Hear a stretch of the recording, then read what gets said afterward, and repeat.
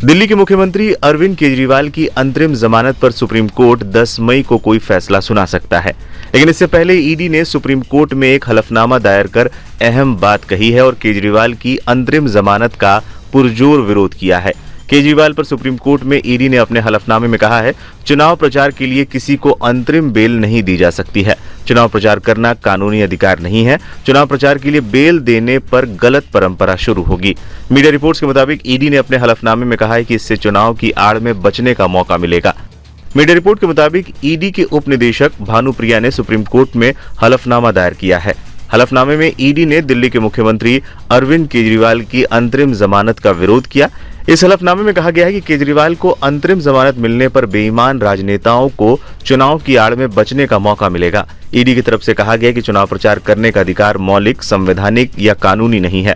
ED ने हलफनामे में कहा है कि राजनेता किसी आम नागरिक की तरह ही किसी खास सुविधा की मांग नहीं कर सकते हैं। राजनेताओं को भी आम नागरिक की तरह अपराध करने पर उन्हीं की तरह गिरफ्तार और हिरासत में लिया जा सकता है।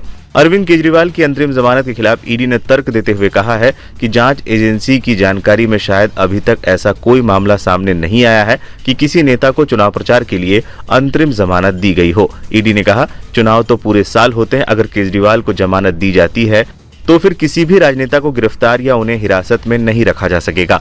ईडी ने कहा, यहां तक हिरासत में रहकर चुनाव लड़ने वाले प्रत्याशी को भी अपना चुनाव प्रचार करने के लिए अंतरिम जमानत नहीं मिलती है। ईडी ने कहा कि एक राजनेता एक सामान्य नागरिक से अधिक किसी विशेष दर्जे का दावा नहीं कर सकता। समन से बचने के लिए केजरीवाल ने 5 राज्यों में विधानसभा चुनाव का भी यही बहाना बनाया था। इस मामले में गिरफ्तारी के खिलाफ केजरीवाल की याचिका पर सुनवाई करते हुए पीठ की अध्यक्षता करने वाले जस्टिस संजीव खन्ना ने कहा था, हम शुक्रवार को अंतरिम आदेश सुनाएंगे। गिरफ्तारी को चुनौती देने से जुड़े मुख्य मामले पर भी उसी दिन फैसला किया जाएगा। बता दें, शराब घोटाले में अरविंद केजरीवाल को ईडी ने कुछ वक्त पहले गिरफ्तार किया था। अरविंद केजरीवाल ने सुप्रीम कोर्ट में अपनी गिरफ्तारी को चुनौती दी है। इस पर सुनवाई के दौरान सुप्रीम कोर्ट ने कहा था कि वो अरविंद केजरीवाल को चुनाव प्रचार करने के लिए अंतरिम जमानत देने पर विचार करेगी। अदालत ने दोनों पक्षों की दलीलें सुनने के बाद अपना फैसला सुरक्षित रख लिया था। इसके बाद शुक्रवार को अदालत इस विषय पर अपना फैसला सुना सकती है।